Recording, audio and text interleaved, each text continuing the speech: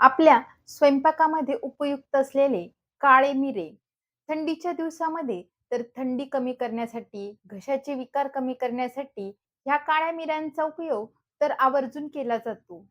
काळ्या मिऱ्यांचा उपयोग हा नपुंसकता, जर तुम्हाला मासिक धर्म वेळेवर येत नसेल किंवा 2-2 महिने येत नसेल तर त्यासाठी, त्वचा विकारांसाठी, श्वसन विकारांसाठी, पोटाच्या विकारांसाठी अशा अनेक विकारांमध्ये केला जातो.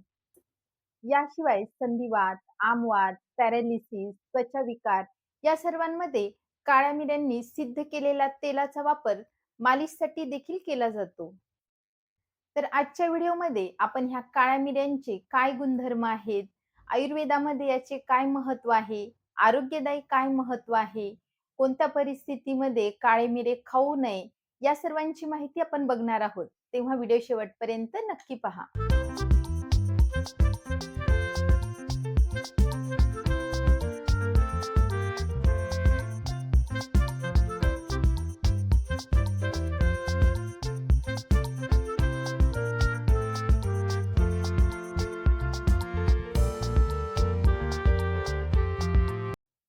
नमस्कार, मी डॉक्टर सविता लांजेवार.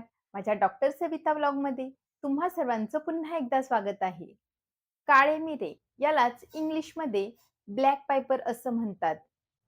हिंदीमध्ये काली मिर्च, मराठीमध्ये काळे मिरे आणि संस्कृतमध्ये मरीच, वेल्लज, उष्ण, उशन, कृष्ण अशा बऱ्याचशा नावांनी ह्या काळ्या मिऱ्यांचा उल्लेख आला आहे. काळ्या मिऱ्याची असे वेल सारखी असते. तर जेव्हा याला फळ येतात, जेव्हा ते फळ कच्चे असतात, तेव्हा ते हिरव्या रंगाचे असतात आणि त्याला वाळवल्यानंतर ते काळ्या रंगाचे होतात. तर हे वाळलेले फळ जे असतात त्यालाच आपण काळे मिरे म्हणतो. जेव्हा हे फळ पूर्णपणे पिकतात, तेव्हा ते थोडेसे लाल रंगाचे होते आणि हे पिकलेले फळ जेव्हा पाण्यामध्ये भिजू घातले जातात, त्याच्यावरचा जो कवच असतो तो बाहेर काढला जातो आणि त्यानंतर जे मिरे मिळतात ते पांढऱ्या रंगाचे मिरे असतात. काळ्या मिऱ्यांपेक्षा पांढरे मिरे हे गुणाने थोडेसे कमी असतात. उष्णता त्यामधली कमी असते. आयुर्वेदातील भावप्रकाश निघंटूमध्ये काळ्या मिऱ्यांचं वर्णन करताना असं सांगितलं आहे की मरीचम कटुकम तीक्ष्णम दीपनम कफवातजित उष्णम पित्तकरम वृक्षम श्वासशूल कृमीन हरेत. आता आपण बघूयात की ह्या काळ्या मिऱ्यांचे काय गुणधर्म आहेत. जे ओले मिरे असतात त्याची जी चव असते ती मधुर असते. त्यांचा विपाक देखील मधुर असतो आणि त्याचं वीर्य हे अनुष्ण असतं. आणि जेव्हा हे फळ वाळून त्याचे काळे मिरे बनवले जातात, तेव्हा काळ्या मिऱ्यांची जी चव आहे, रस आहे, तो तिखट आहे, कटू रस आहे. त्याचं वीर्य हे उष्ण सांगितलं आहे. मग आणि त्याचे जे गुण आहेत ते तीक्ष्ण, उष्ण, वृक्ष असे सांगितले आहेत. ह्या सर्व त्याच्या रस, वीर्य, विपाकामुळे आणि ह्या गुणांमुळे तो आपल्या शरीरातील वाढलेला वातदोष आणि कफदोष कमी करण्यासाठी मदतशीर ठरतो. परंतु त्याच्या उष्ण, तीक्ष्ण गुणांमुळे तो आपल्या शरीरातील पित्तदोष मात्र वाढवू शकतो. आणि म्हणूनच ज्या लोकांची पित्त प्रकृती आहे, पित्त वाढलेली अवस्था आहे, तसेच उन्हाळा आहे, ग्रीष्म ऋतू आहे, शरद ऋतू आहे, अशा वेळी ह्या काळ्या मिऱ्यांचा अतिप्रमाणामध्ये उपयोग करणं टाळावं. ज्या लोकांना गॅस्ट्रायटिस आहे, अल्सर आहे, अशा लोकांनी तर काळे मिरे अतिशय काळजीपूर्वकच वापरावे. या व्यतिरिक्त ज्या लोकांना शरीरामध्ये वारंवार दाह होत असतो, कुठल्या मार्गाने रक्तस्राव होत असेल, जसं की नाकाचा घोळाना फुटणे, पाळीमध्ये अतिप्रमाणामध्ये जाणे किंवा पाईल्समधून रक्तस्राव होणे, अशी कुठल्याही प्रकारे जर रक्तस्राव होत असेल, तर अशा वेळी सुद्धा काळ्या मिऱ्यांचा उपयोग करणं टाळावं. गर्भावस्था असेल, तर अशा वेळी सुद्धा काळे मिरे खाऊ नये. व्हिडिओच्या पुढे आपण बघूयात, की ह्या काळ्या मिऱ्यांचा उपयोग आपण आरोग्यदृष्ट्या कशाप्रकारे करू शकतो. तर सर्वात आधी पचन संस्था. तर ज्या लोकांना भूक लागत नाही, अग्निमांद्य आहे, अशा लोकांसाठी काळे मिरे अतिशय उपयुक्त ठरते. जर तुम्हाला भूक लागत नाही, तर अशा वेळी त्रिकटू चूर्ण ज्यामध्ये काळे मिरे, सुंठ पावडर आणि पिपळीची पावडर असते. ते जे त्रिकटू चूर्ण आहे ते 2 ते 4 ग्रॅम या प्रमाणामध्ये गरम पाण्यासोबत घ्यावे किंवा गाईच्या तुपासोबत हे त्रिकटू चूर्ण घ्यावे. जेवणाच्या आधी घेतल्यामुळे भूक लागण्यास मदत होते. जर तुम्हाला वारंवार अपचन होत असेल, पोट फुगत असेल, तर अशा वेळी ह्या काळ्या मिऱ्यांचा उपयोग करावा. तर काळ्या मिऱ्याची पावडर 1 ग्रॅम ह्या प्रमाणामध्ये ताकासोबत जेवल्यानंतर घ्यावी. त्यामुळे व्यवस्थित पचन होण्यास मदत होते.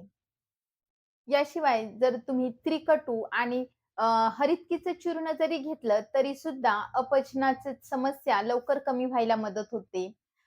किंवा त्रिकटू चूर्ण, त्यामध्ये थोडंसं सैंधव मीठ आणि अ, जे आपले जिरे असतात, पांढरे जिरे, त्याची पावडर प्रत्येकी 1-1 ग्रॅम जर घेतलं, तर अपचनाचा, पोटफुगीचा त्रास कमी व्हायला मदत होते. बऱ्याच जणांना जेवल्यानंतर पोटामध्ये दुखते किंवा अ, बऱ्याच जणांना पोटामध्ये किडे असल्यामुळे सुद्धा लहान मुलांना पोटामध्ये दुखते. तर अशा वेळी हे काळे मिरे पाण्यामध्ये वाटून घ्यावे आणि त्याचा पातळसा लेप आपल्या पोटावर करावा. त्यामुळे आपली जे पोटदुखी आहे ती कमी व्हायला मदत होते. किंवा त्रिकटू आणि हिंग प्रत्येकी 1-1 ग्रॅम अशा प्रमाणामध्ये गरम पाण्यासोबत जेवल्यानंतर घ्यावे. त्यामुळे सुद्धा अशी पोटदुखी कमी व्हायला मदत होते. किंवा 1 ग्रॅम काळे मिरे आणि अर्धा चिमूटभर हिंग पावडर जर तुम्ही कोमट पाण्यातून घेतली, तर पोटदुखी कमी व्हायला मदत होते. किंवा अजीर्ण असेल, जुलाब झाले असतील, वारंवार शौचास होत असेल आणि त्यामुळे सुद्धा पोट दुखत असेल, तर ह्या सर्वांमध्ये आधी सांगितलेले सर्व उपाय करावेत. जर तुमच्या पोटामध्ये किडे असतील, जंत असतील, तर अशा वेळी 1 ग्रॅम काळे मिरे ताकासोबत त्यामध्ये 1 ग्रॅम जिरे पावडर देखील टाकावी. असं जेवणाच्या आधी घ्यावं. त्यामुळे पोटातील जंत कमी व्हायला मदत होते. जर तुमच्या दाताला कीड लागली असेल, त्यामुळे दात दुखत असेल, तर काळे मिरे चावून ज्या ठिकाणी दात दुखत आहे, त्या ठिकाणी धरून ठेवावा किंवा काळ्या मिऱ्याची पूड बनवून ज्या ठिकाणी कीड लागली आहे, त्या ठिकाणी धरून ठेवावी. त्यामुळे दात दुखणं देखील कमी होतं आणि कीड कमी व्हायला देखील मदत होते. किंवा 1 ग्रॅम काळे मिरे, त्यामध्ये 3 ते 4 जांभळाची पानं आणि 3 ते 4 पेरूच्या झाडाची पानं जर तुम्ही एकत्र मिक्स करून त्याचं वाटण केलं आणि त्यामध्ये अर्धा कप किंवा 1 कप पाणी टाकलं किंवा कोमट पाणी टाकलं आणि त्याच्या जर गुळण्या केल्या, तर त्यामुळे दाताची कीड कमी व्हायला, दाताच्या वेदना कमी व्हायला देखील मदत होते. आता आपण बघूयात, की श्वसन संस्थेवर ह्या काळ्या मिऱ्याचे काय-काय उपयोग होतात. वारंवार सर्दी, खोकला होणं किंवा दम्याचा त्रास असणं, अशा वेळी काळ्या मिऱ्याचा अतिशय चांगला लाभकारी उपयोग होतो. काळे मिरे हे कफ निस्सारक आहे. त्यामुळे वारंवार येणारा कफ कमी व्हायला मदत होते. बऱ्याच जणांना घशामध्ये पातळ कफ सारखाच तयार होत असतो. वारंवार त्यांना थुकावं लागतं. तर अशा वेळी काळ्या मिऱ्याचा उपयोग करावा. तर काळे मिरे 1 ग्रॅम या प्रमाणामध्ये त्याच्यामध्ये थोडंसं मध टाकून त्याचं चाटण करावं. त्यामुळे वारंवार होणारा जो कफ आहे, तो होणार नाही किंवा कफ तयार झालेला आहे, त्याचं निस्सारण करण्यास मदत होते. कफ पातळ होऊन बाहेर टाकला जातो. किंवा जर तुम्हाला सायनुसायटिस असेल, सायनसच्या ठिकाणी इन्फेक्शन झालं असेल, त्यामुळे पूर्ण चेहऱ्यावर, डोक्याच्या ठिकाणी वेदना होत असतील, डोके फार प्रचंड दुखत असेल, तर अशा वेळी सुद्धा 1 ग्राम काळे मिरे मधासोबत वारंवार 1-1 तासाने चाटत राहावे. त्यामुळे ही डोकेदुखी सायनसमुळे होणारी डोकेदुखी कमी व्हायला मदत होते. जर तुम्हाला वारंवार दमा खोकला होत असेल, तर अशा वेळी 1 ग्रॅम काळ्या मिऱ्याची पावडर, त्याच्यामध्ये अर्धा चमचा गाईचं तूप आणि 1 चमचा मध अशा प्रमाणामध्ये मिक्स करून ठेवावं आणि ते 1-1, 2-2 तासाने चाटावं. त्यामुळे दमा आणि खोकला यासारखे विकार कमी व्हायला मदत होते. किंवा जवळपास 200 एम-एल गाईचं दूध घ्यावं. त्यामध्ये 2 ग्रॅम इतक्या प्रमाणामध्ये काळ्या मिऱ्याची पावडर टाकावी आणि असे दूध पिले तर तुमचा खोकला कमी व्हायला देखील मदत होते.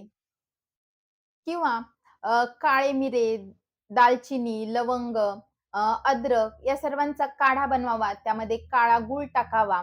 त्यामुळे असं दमा, खोकला, सर्दी कमी व्हायला मदत होते. जर तुम्हाला वारंवार खोकल्यामुळे किंवा जोरजोराने बोलल्यामुळे स्वरभेद झाला असेल, आवाज बदलला असेल, आवाज थोडासा जाडा-भरडा आला असेल, तर अशा वेळी 1 ग्रॅम काळ्या मिऱ्याची पावडर, त्यामध्ये थोडंसं अर्धा चमचापर्यंत गाईचं तूप टाकावं आणि ते तसं तुम्ही चाटून प्यावं, वरतून कोमट पाणी प्यावं. असं केल्यामुळे जो आवाज बदललेला आहे, तो कमी व्हायला मदत होते. जर तुम्हाला ताप आणि सोबत सर्दी खोकला असेल, तर अशा वेळी काळ्या मिऱ्याची पावडर 1 ग्रॅम, त्याच्यामध्ये 1 चमचा तुळशीचा स्वरस आणि 1 चमचा मध असं जर तुम्ही घेतलं सकाळ-संध्याकाळ, तर तुमचा ताप आणि सोबत असलेला सर्दी खोकला देखील कमी व्हायला मदत होते. आता आपण बघूया, की गर्भाशयावर ह्या काळ्या मिऱ्याचा काय उपयोग केला जातो. जर तुम्हाला पी-सी-ओ-डी असेल, पी-सी-ओ-एस असेल, पाळी रेग्युलर नसेल, वेळच्या वेळी पाळी येत नसेल किंवा पाळी लांबली असेल, तर अशा वेळी ह्या काळ्या मिऱ्यांचा जर काढा बनवून पिला, तर पाळी यायला मदत होते. कारण की काळे मिरे हे आर्तवजनन करण्यास अतिशय उपयुक्त ठरतात. तसेच नपुंसकता किंवा वीर्यसंबंधी काही विकार असतील, तर अशा वेळी देखील ह्या काळ्या मिऱ्यांचा काढा किंवा काळे मिरे दुधासोबत दिले, तर त्याचा फायदा बघितला जातो. बऱ्याचशा त्वचा विकारांमध्ये जे विकार कफ वाढल्यामुळे झालेले असतात, अशा सर्व त्वचा विकारांमध्ये जसं की एक्झिमा, ड्राय इचिंग अशामध्ये काळ्या मिऱ्याचा उपयोग केला जातो. तर काळ्या मिऱ्यापासून सिद्ध केलेले मरीच्यादी तेल याचा जर मालिशसाठी उपयोग केला, तर एक्झिमासारखे जे त्वचा विकार असतात, ते कमी व्हायला मदत होते.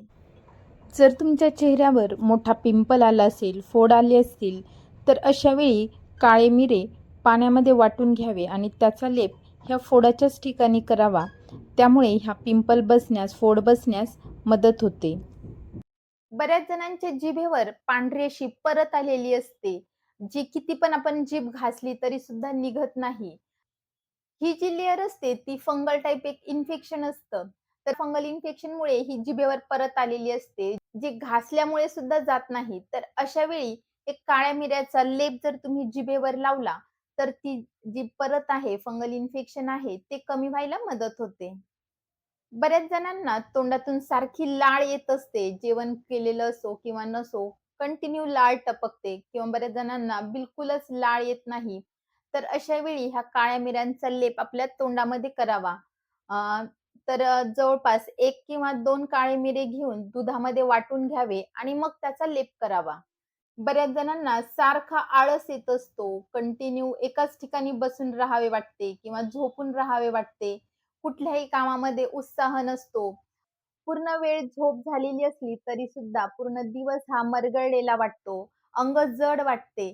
तर अशा वेळी 1 ग्रॅम काळ्या मिऱ्याची पावडर कोमट पाण्यामधून घ्यावी किंवा काळे मिरे जे असतात, एखादा काळा मिरा आपल्या तोंडात ठेवून तो चघळत राहावा. बऱ्याच जणांना थोडंसं जरी हेवी जेवण झालं, गुरू पदार्थांचं सेवन करण्यात आलं, जसं की पुरणपोळी, श्रीखंड किंवा यासारखे जे पचायला जड पदार्थ असतात, अशा पदार्थांचं सेवन केलं, तर सारखं अंग जड वाटतं, डोकं दुखायला लागतं, डोकं जड होतं. तर अशा वेळी सुद्धा जर तुम्ही काळे मिरे चघळत राहिले, तर तो जडपणा कमी व्हायला मदत होते.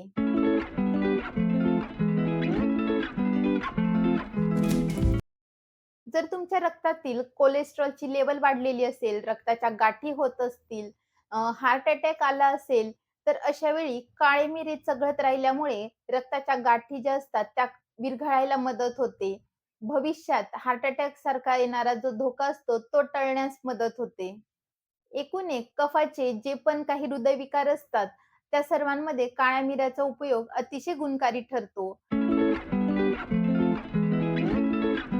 जर तुमचे डोके दुखत असेल, तर अशा वेळी जो काळा मिरा असतो, तो सुईच्या पुढच्या टोकाला लावायचा आणि एखाद्या दिव्यावर त्याला धरायचं आणि त्यामधून तो जळताना जो धूर येतो, तो धूर नाकाने ओढायचा. त्यामुळे डोकेदुखी कमी व्हायला मदत होते. तसेच जर तुम्हाला वारंवार उचक्या येत असतील, तर त्या उचक्या देखील कमी व्हायला मदत होते. जर तुम्हाला मायग्रेनचा त्रास असेल, अर्धं डोकं दुखत असेल, तर अशा वेळी माक्याच्या रसासोबत माक्याची जी पानं असतात त्याचा रस काढून त्या रसामध्ये हे काळे मिरे वाटून घ्यावे किंवा किंवा तांदळाच्या पाण्यामध्ये हे काळे मिरे वाटून घ्यावे आणि त्याचा लेप आपल्या डोक्यावर करावा. तर जी तुमची अर्धशिशी आहे, अर्ध डोकेदुखी आहे, ती कमी व्हायला मदत होते. बऱ्याच लहान मुलींच्या डोक्यामध्ये उवालिका बघितल्या जातात. त्यामुळे सारखं डोक्यामध्ये खाज येत असते. तर अशा वेळी काय लावावं बऱ्याच आयांना प्रश्न पडतो. तर अशा वेळी तुम्ही 5-6 काळे मिरे आणि सीताफळाच्या ज्या बिया असतात, त्या बिया 10 ते 12 बिया एकत्र करून वाटून घ्याव्या आणि मोहरीचं जे तेल असतं, त्या तेलामध्ये व्यवस्थित मिक्स करून घ्यावे आणि रात्री झोपायच्या आधी हा लेप आपल्याला केसांच्या मुळाशी लावायचा आहे आणि सकाळी उठल्यानंतर हा लेप धुवून टाकायचा आहे, केस धुवून टाकायचे आहेत. त्यामुळे ह्या उवालिका कमी व्हायला मदत होते. डोळ्यांना कफाचं भय सांगितलं आहे. म्हणजे जर आपल्या शरीरातील कफदोष वाढला, डोळ्यांच्या ठिकाणी कफदोष वाढला, तर आपली दृष्टी कमी व्हायची शक्यता असते. म्हणून काळ्या मिऱ्याचा उपयोग डोळ्यांच्या दृष्टीसाठी अतिशय उपयुक्त ठरतो. बऱ्याच जणांच्या डोळ्यांवर म्हणजे पापणीच्या ठिकाणी फोड येतात. तर कोणाकोणाला वारंवार हे फोड येत असतात. तर अशा वेळी जे काळा मिरा असतो, तो थोडासा सहाणेवर वाटून घ्यावा आणि त्याचा लेप त्या फोडावर करावा. तो फोड जो आहे तो लवकर बसण्यास मदत होते. जर तुम्हाला रातआंधळेपणा असेल, तर अशा वेळी काळे मिरे दह्यामध्ये वाटून घ्यावे आणि त्याचं काजळासारखं अंजन करावं. त्यामुळे रातआंधळेपणा कमी व्हायला मदत होते. नेत्रविकारांमध्ये काळ्या मिऱ्याचं चूर्ण अर्धा ग्रॅम या प्रमाणामध्ये गाईच्या तुपासोबत जर घेतलं, तर बरेचसे नेत्रविकार कमी व्हायला मदत होते.